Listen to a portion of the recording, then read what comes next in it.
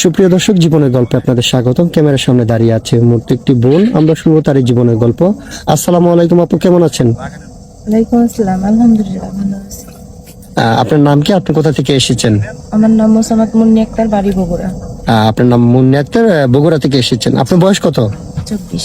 24 বছর বয়স। আপনার বিয়ে শাদী হয়েছিল? না, বিয়ে শাদী হয়নি। আপনার ফ্যামিলিতে কে কে আছে?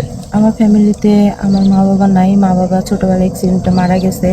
মামা মামির কাছে বড় হয়েছি, এখন এদের নিয়ে আমার ফ্যামিলি আর কি। আচ্ছা আচ্ছা, ঠিক আছে, বুঝতে পেরেছি। আপনার বাবা মাকে ছোটবেলায় হারিয়েছেন, তারপরে থেকে আপনার মামা মামির কাছে আছেন। জি, আচ্ছা ঠিক আছে। ওনারা আপনাকে বিয়ে শাদী কেন দিচ্ছে না? যৌতুকের কারণে বিয়ে দিতে পারছে না বলেই আমি এই জায়গায় আসছি। ও আচ্ছা আচ্ছা, ঠিক আছে, বুঝতে পেরেছি। আপনাদের যৌতুকের অভাবের জন্য আপনার মামা মামি খুবই গরিব মানুষ, তাই তো? হ্যাঁ, আচ্ছা ঠিক আছে। আমাদের এখানে আসছেন একটা ভালো জীবন সঙ্গীর আচ্ছা। তো আপনি কেমন ছেলে পছন্দ করেন? ছেলে যেমনই হোক না কেন, আমি চাই মাটির মতো একটা মানুষ, যেন আমার সাথে কোনো প্রতারণা না করে। আচ্ছা আচ্ছা, ঠিক আছে। একটা মাটির মতো মানুষ চান, তার বয়সটা যেমন হোক মেনে নেবেন না, তাই তো? হ্যাঁ, আমি মেনে নেব, কারণ বয়স আর সৌন্দর্য মানুষের সারা জীবন থাকে না, ধরে রাখা যায় না। বুঝতে পেরেছি। আচ্ছা, আমরা তো এই ভিডিও পাবলিক করব। পাবলিক করার পরে দেশ থেকে প্রবাস থেকে অনেক ভাই আপনাকে নক করবে বিয়ে শাদী করার জন্য। অনেকে 40, 45, 50 বছর হয়, আবার অনেকের স্ত্রী মারা গেছে, চলে গেছে, অথবা বাচ্চা কাচ্চা হয় না, তার জন্য দ্বিতীয় বিয়ে করতে চায়। ওইরকম কোনো ভাই যদি বিয়ে করতে চায়, হ্যাঁ, বসবেন? রাজি আছি। আমাকে বিয়ে করে মানে তার সংসারে জানি কোনো অশান্তি না হয়, মানে সে যদি টেক কেয়ার করতে পারে, আমি রাজি আছি, আলহামদুলিল্লাহ। আচ্ছা আচ্ছা, ঠিক আছে। তো আপনার সাথে যোগাযোগের মাধ্যম কি? আমার কোনো পার্সোনাল ফোন নয়, আপনাদের মাধ্যমে যোগাযোগ করলে আমাকে পাবে। আপনার পার্সোনাল কোনো ফোন নেই? আচ্ছা, এই যুগে তো মোটামুটি সবারই ফোন থাকে, আপনার নেই কেন আপু? ভাই, আমি এমনই একটা মানুষ, গরিব মানুষ, দিন মজুর করে খাইতে হয়, মানে কি বলবো, বলার মতো ভাষা নেই।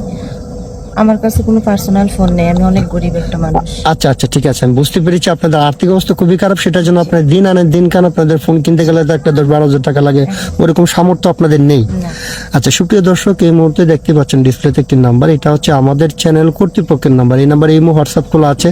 যদি কোনো ভাই মুন্নিয়াপুর দায়িত্ব নিতে চান, তাহলে ওনার একটা ছবি স্ক্রিনশট মেরে পাঠিয়ে দিয়ে আমাদেরকে ভয়েস করবেন। আমাদের প্রতিনিধিরা আপনাদের সাথে যোগাযোগ করবে। কেউ অযথা অডিও কল, ভিডিও কল দিয়ে আমাদেরকে বিরক্ত করবেন না, তাহলে আমরা ব্লক করতে বাধ্য হব। আচ্ছা ঠিক আছে মুন্নিয়াপু, নামাজ কালাম পড়েন? জি। আচ্ছা, আরেকটা কথা বলি। অনেকেই ভাই আছে যারা বিয়ে শাদী করার পর আপনাকে বাড়িতে রেখে প্রবাস চলে যান, ওনাদের বাবা মা থাকেন বৃদ্ধ, ওনাদের সাথে কেমন আচরণ করবেন? ভালো, যেহেতু আমার মা বাবার আদর পাই নাই, ভালোবাসা পাই নাই, আমি তো একটা ফ্যামিলি পাবো, তাই না? হ্যাঁ। আমি তো তাদের ভালোবাসা অর্জন করতে পারবো, যাতে আমি তাদের ভালোবাসা পেতে পারি।